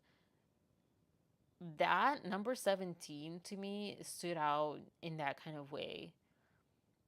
Why is Blake so controlling of this other character? Not what's her name, Jenny Slate. Not any other female, just the ones that represent her character. You could say, well, because she was young, it was her first movie. I would say kind of BS. I would say that, no, I think this is presenting that kind of control. Was it Blake or was it Ryan? I don't know, but there was definite. This is showing again just badly of Blake that she is at least asking for complete control of what she looks like, whether it's her or an actress that represents her. She talks about she has to approve the script. I know people will say, well, this is, oh wow, it's that hot upstairs? That's kind of crazy. I know people will say, well, because if she believed that this guy was, unscrupulous, is that the word? He was doing all these bad things, then of course she kind of took it. She was trying to save this girl and save all the women on the set, just like she's trying to save the victims, and the victims are like, you don't speak for us. You don't even know what you're saying. You don't even know our experience. Um, I don't believe that. I don't believe that.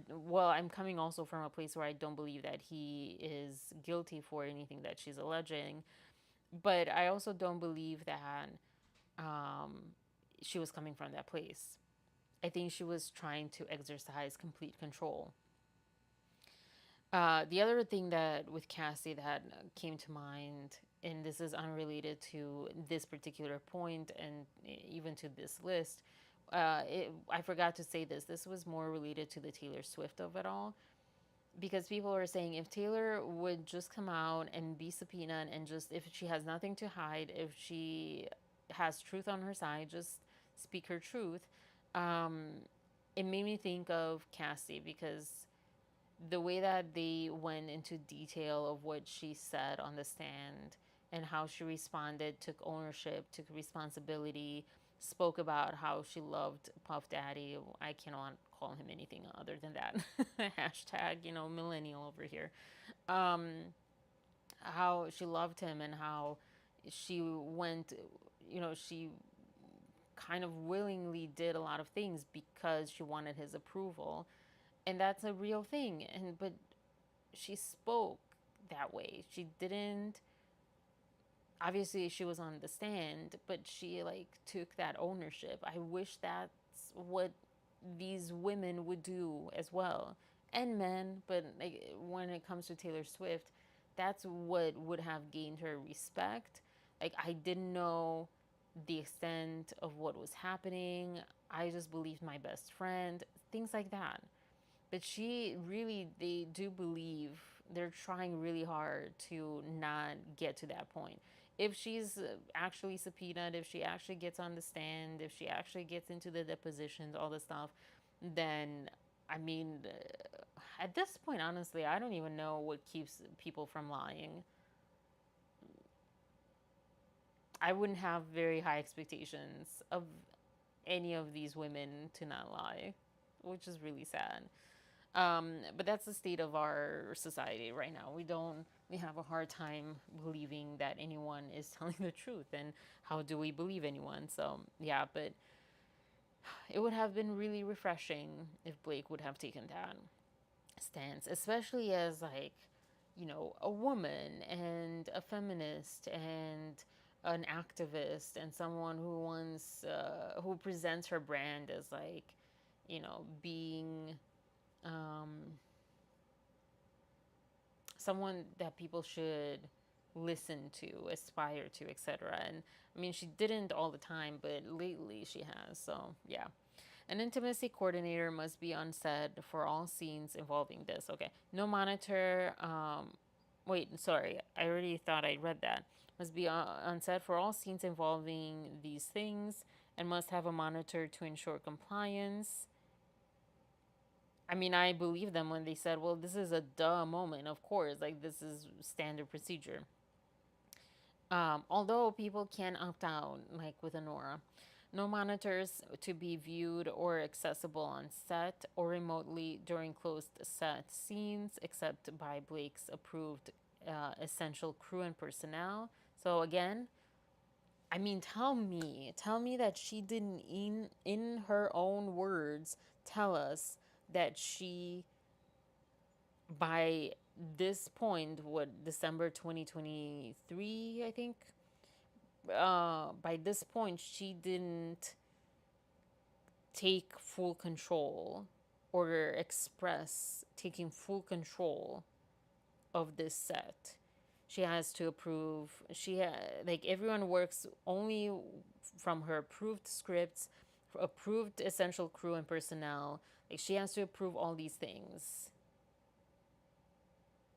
And this was before she was a PGA producer, which might play into, like, oh, if I say these things, if I take this on with the idea that, oh, this person's really bad and he's doing bad things, so I'm over here coming in to save the crew, save this production, etc., and then I'll take over, I get my PGA producer credit as a result as well. Like, I think there was a lot of, like, planning and strategizing behind the scenes with her and or Ryan or whatever. But this bothers me so much. That's all I can see. It's just, sorry, control, control, control. Her, especially because of last night's video, it's just about her. I keep wanting to say exuding control. Is that right? Her taking complete control over this production. In her own words, she tells us that. But then they claim that she didn't. Because was that, it wasn't in a lawsuit. I think that was in a publication from her legal team. Like, no, she never claimed control. She was just there as an actress, but she wasn't, because she was also there as a producer because she wanted to be made a producer. No more entering, attempting to enter, interrupting, pressuring, or asking Blake to enter her trailer or her makeup trailer by Mr. Heath or Mr. Baldoni while she is in a state of undress for any reason. Okay, so she shouldn't ask them to enter either, to come by when she's breastfeeding. No more private, like, whatever. No more, again, be careful of the words. Be careful of being manipulated by the words. We just saw on the Boone Hall thing how people with teams, or if they're really themselves really good at using words to deceive you to believe what they want you to believe and to have the feelings that they want you to have. Be careful of the words, because she says here, No more entering, attempting to enter, interrupting, pressuring, or asking Blake to enter her trailer. Asking? Like, no more asking? I'm sorry. I'm sorry. I just imagine working with her and like it is just horrendous. It's just so gross. I she's such a toxic person. Such a toxic environment. Ew. Okay, moving on.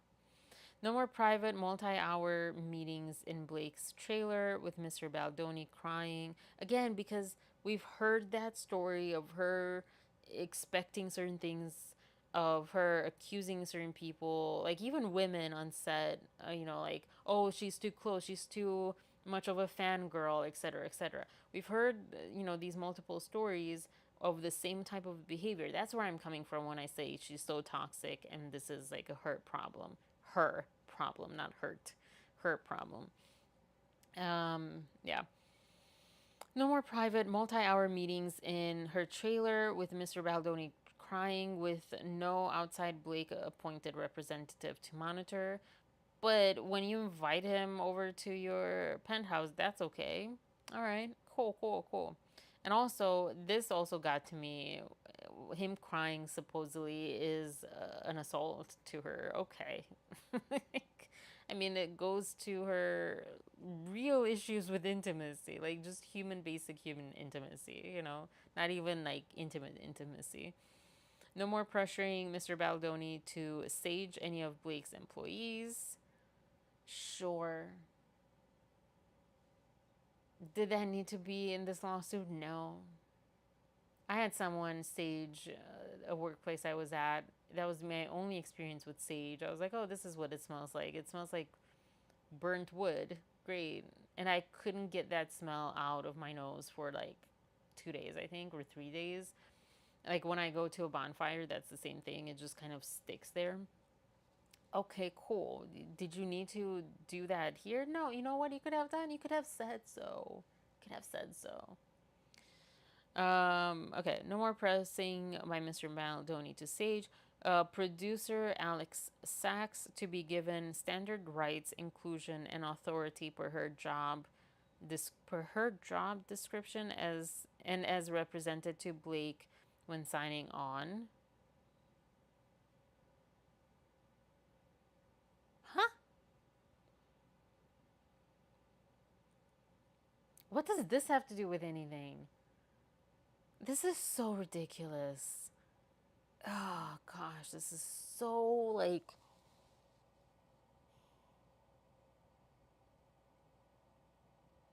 I have to like ground myself from saying just hurtful words. This is just so ridiculous.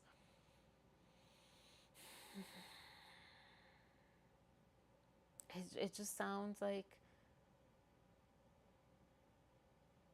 a little girl or a little boy that just wants their way and just wants their stuff. It sounds like a diva or a devo. That's what it sounds like. Give me my white M&Ms in my trailer. That's what this sounds. This list sounds like a lot of it. Sony must have an active daily role in overseeing physical production for the remainder of the film to monitor safety for cast and crew, schedule, logistics, problem solving, and creative. Which Sony, I think, told her we do not want to be involved. We are just the distribution company. We have nothing to do with it. If you have issues, take it up with the studio, the production studio, etc., etc. But we've seen the in exchanges, email exchanges of Sony to Blake saying like we don't want to, right? We don't want to. We have nothing to do with this. Like, don't come to us with, these things. Engagement of an experienced producer to supervise the safety of the cast and crew, schedule, logistics, problem solving, and creative for the remainder of the shoot. Examples are these people. Engagement of a Blake approved, again, A-list stunt double to perform Lily in scenes with Mr. Baldoni involving these issues, which she denied. She was given that stunt double, and she denied. Before this list, I believe she was given that stunt double option. Blake to perform only close-up work or work from a Blake Lively pre-approved shot list in scenes with Mr. Baldoni involving these. No more adding of these. And also, someone who has the power to enforce these things, to state these things and enforce them. And some of them are just outright ridiculous. And I was going to say outrageous. They're just outright reaching. This person has power over the so-called perpetrator. She has power over Sony. She has power over every single one, whether it's her or Ryan through her or her through Ryan, whatever. She has power. Someone with power abuses, not the other way around. I mean, this is so ridiculous. Imagine someone saying to a CEO that they, or a CEO saying that they were abused or SH'd or whatever by one of their employees. Imagine that. Imagine that. And they rely on, well, he's the director and he owns or is partially a owner of the production studio. No, she was not an employee. By this list alone, you can definitely tell. Just like people say now, like, well, where is she affected so seriously in her career? Because she's getting nominated 4 times, best 100, whatever people. She's smiling and out and about and doesn't seem like she has any issues. She herself digs her own, I don't know, hole in the ground. Um, and there was something else that I saw. Yeah, imagine that. Yeah, imagine the CEO saying, "Oh, I had to lay these rules," or okay, all right, cool. I was going to say something even more distasteful, relating to the Boone Hall kind of thing, but yeah, I think that's even more appropriate, honestly, because she's this blonde, blue-eyed white girl from a very privileged family, and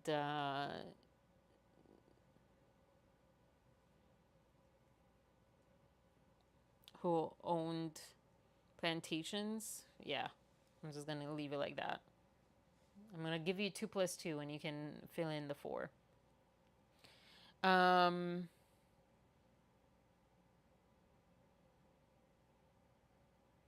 where did I leave off? Oh, engagement of an experienced producer. Oh. No more adding of schmeck scenes of any kind or on camera climaxing by Blake outside the scope of the script. Blake approved when signing onto the project. No more asking or pressuring Blake to cross physical picket lines. No more, which they asked her when they got the notice that they could film, and it wasn't, yeah, whatever. No more retaliatory or abusive behavior to Blake for raising concerns or requesting safeguards. Um, is retaliation saying, hey, this didn't happen? Maybe to her. And sorry, I was like reading. An in person meeting before production resumes with Mr. Baldoni, Mr. Heath, Miss Sachs, and Sony representative, the new producer, Blake Lively, and Blake Lively's spouse, Ryan Reynolds, to confirm and approve a plan for implementation of the above that will be adhered to for the physical and emotional safety of Blake, her employees, and all the cast and crew moving forward. Man, just ending it on an insult. So yeah, I think I did read through all of these before. I don't know, but that's like Gen Evil stuff. I think this is the original complaint. Yeah. Um, I don't know. This was kind of pointless. I don't know. I'll let you decide. There's some new things. Oh my god, sorry.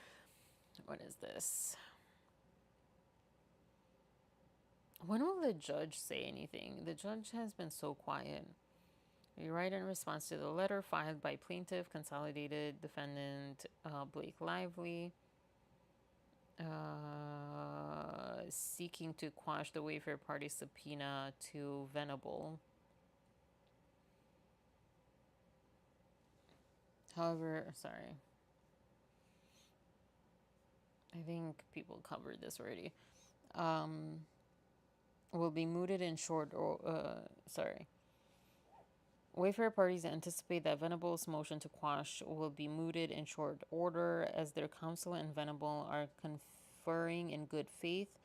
However, the Lively defendants' insistence that the subpoena seeks irrelevant information is wrong.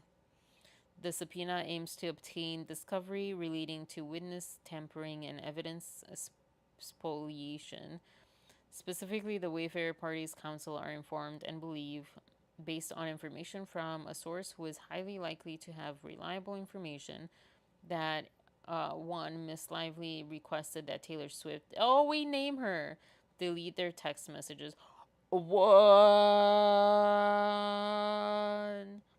What? What? What?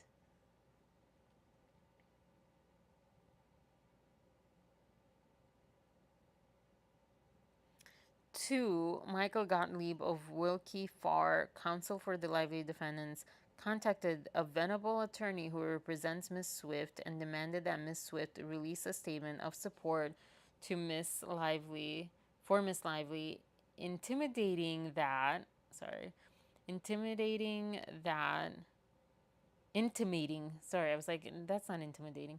Intimating that if Miss Swift refused to do so, private text message of a personal nature in Miss Lively's possession would be released.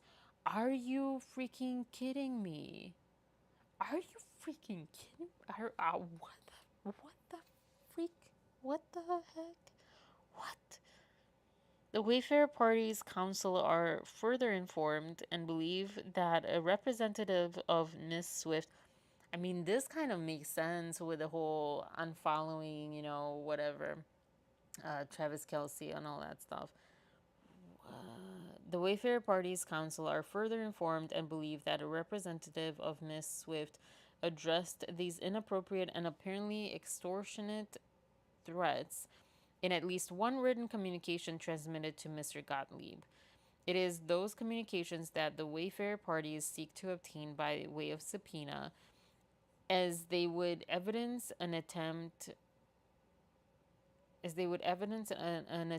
to intimidate. Now we do the intimidating and coerce a oh my gosh, sorry, brain, and coerce a percipient witness to in this litigation.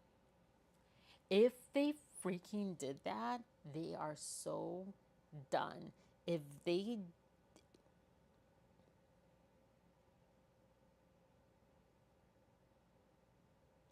it is proven, it's one thing if this goes between Taylor and Blake and Ryan and whatever, and okay, they're not friends anymore, whatever. But if it is proven, which also you're like, what the heck?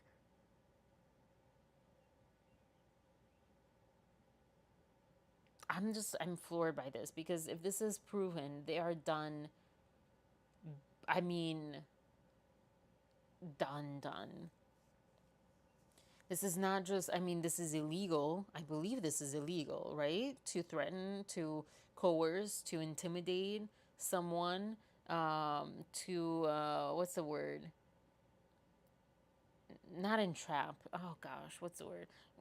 I need to go eat. Oh my gosh, crap. But to blackmail someone. Hey, I'm gonna release these. I mean, think about it. If this is true, the friendship doesn't exist anymore, 100%. And if this is true, another reason I'm saying they're done is because if this is true, no one will want to come near them anymore, because anything they say or whatever will be used against them. Clearly, if they did that to Taylor Swift, they're godmother to their children and best friend and all this stuff, they are seen as people who are have zero scruples, have zero morality, have zero consequences, or they believe they're above the law. They're so done if this is proven. These are big statements to make. These are big statements to make. Again, this is just allegations in a way, but this is what they believe. I mean, let me read that again. Let me highlight and read that again. So the Wayfarer Party's counsel are informed and believe, based on information from a source who is highly likely to have reliable information, which is all they have right now, that Miss Lively requested that Taylor Swift delete their text messages, and that Michael Gottlieb, counsel for Lively, contacted a venerable attorney who represents Miss Swift and demanded that Miss Swift releases a statement of support for Miss Lively, intimating that if Miss Swift refused to do so, private text messages of a personal nature in Miss Lively's possession would be released. And if that's true, and if this is true and it's not proven or shown to us, but they know, that is one horrible human being, Blake Lively.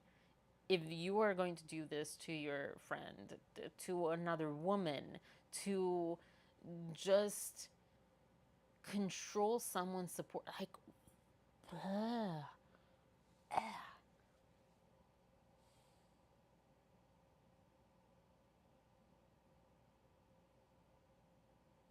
As stated, the Wayfarers Party's council are in active discussions with Venable to determine how to proceed, which sounds like Venable is on board.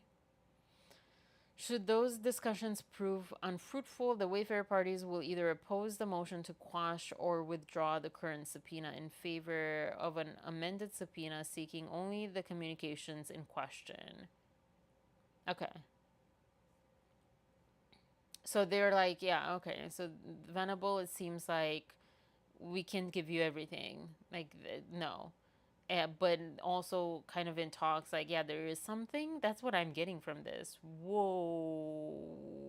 Whoa. What is this?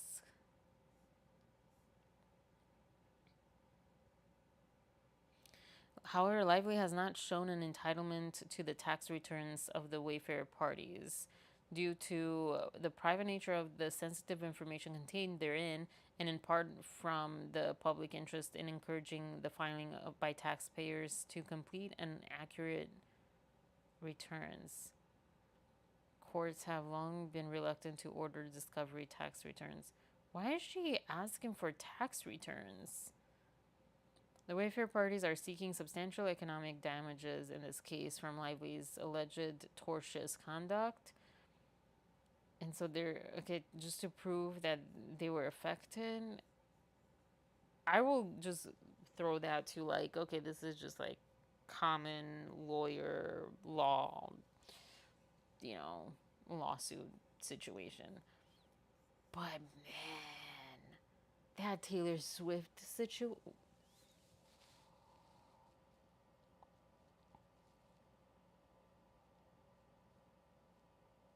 And again, and another thing, if that is true, I do feel really bad for Taylor Swift because, again, that's if that's true, I still don't know whose side she is on. It's really hard for me to believe that she's not on Blake's side and that she's not kind of a co-conspirator sort of person because of just how she presents herself as feminist and the type of feminism that she promotes, and also just more like men hating type of thing, and I don't know, just not as um, grown up.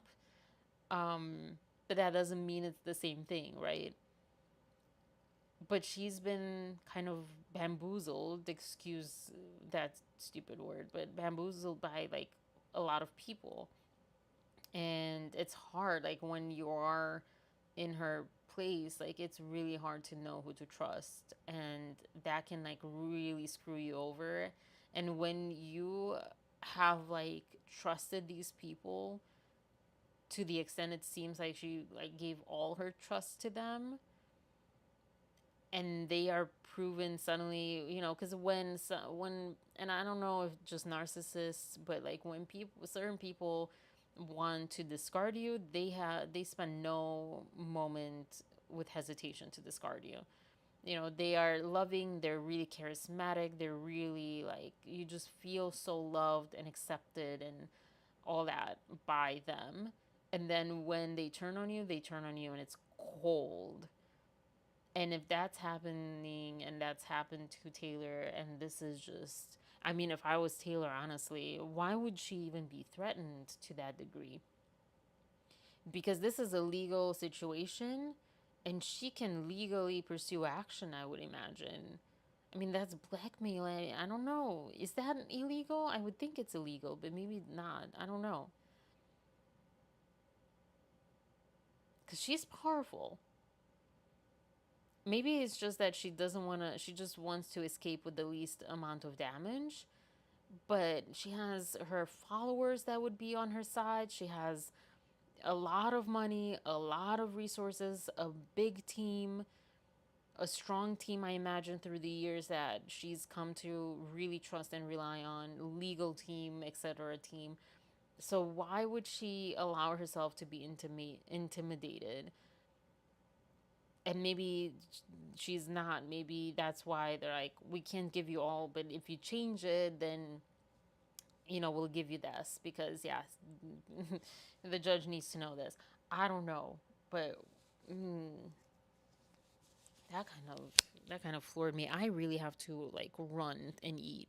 Um, Thank you for joining me, replay crew. Thank you. I've seen some of you come and go. Um, Thank you for doing that.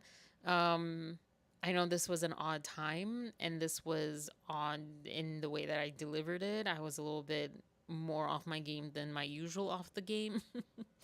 um, but I hope to kind of edit it out and have like better clips for you out soon. Starting with that one, which I'm sure everyone's talking about once I stop this and go and watch what people are talking about. Have a wonderful rest of the day and happy Wednesday. Happy Wednesday. Peace, love, and compassion. I know, gosh, it's so weird sometimes to say that after all this, but yeah. Bye.